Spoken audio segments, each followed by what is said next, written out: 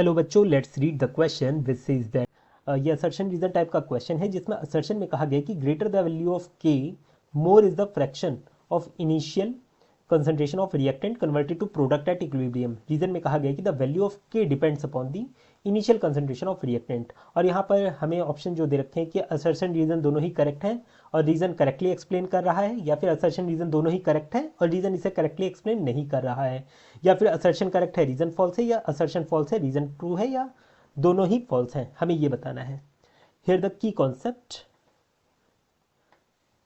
For this question is equilibrium constant. Equilibrium constant, इसे हम केसी से डिनोट करते हैं इस तरीके से। ये होता क्या है?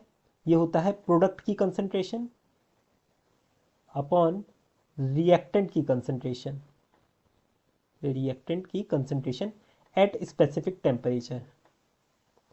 ये एक रिएक्शन के लिए फिक्स हो जाता है। जैसे कि मान लो हमारे पास एक रिएक्शन है A प्लस बी, ये इक्विलिब्रियम में है C के साथ, कि A प्लस बी C बना रहे हैं और C का डिकम्पोजिशन हो रहा है A और B में। तो इसके लिए इक्विलिब्रियम कांस्टेंट क्या होगा? ये होगा C की कंसंट्रेशन अपॉन A की कंसंट्रेशन और B की कंसंट्रेशन एट स्पेसिफिक टेम्परेचर। ये एक टेम्परेचर के लिए, एक रिएक्शन के लिए फिक्स हो जाता है। अगर आपको केसी को चेंज करना है तो आपको क्या चेंज करना पड़ेगा? टेम्परेचर को चेंज करना पड़ेगा। अगर आप कंसंट्रेशन को चेंज करोगे ना तो केसी की वैल्यू इन चीज़ों पे डिपेंड नहीं करती है। ये एक पर्टिकुलर रिएक्शन के लिए पर्टिकुलर टेम्परेचर पर फिक्स हो जाती है। ठीक है, तो यहाँ पर असर्शन में जो कहा गया है कि ग्रेटर द वैल्यू ऑफ के, जितनी ज़्यादा के की वैल्यू होगी, है ना, more is the fraction of initial concentration of reactant converted to product at equilibrium.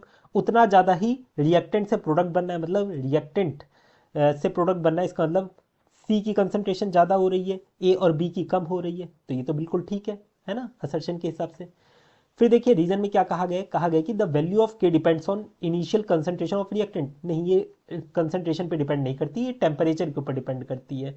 ये एक रिएक्शन के लिए फिक्स हो जाती है वैल्यू, है ना। तो यहाँ से हम कह सकते हैं हमारा असर्शन करेक्ट है, रीजन फॉल्स है। Option C that is A is true but R is false इसका करेक्ट आंसर होगा। I hope you understood it well. Best of luck.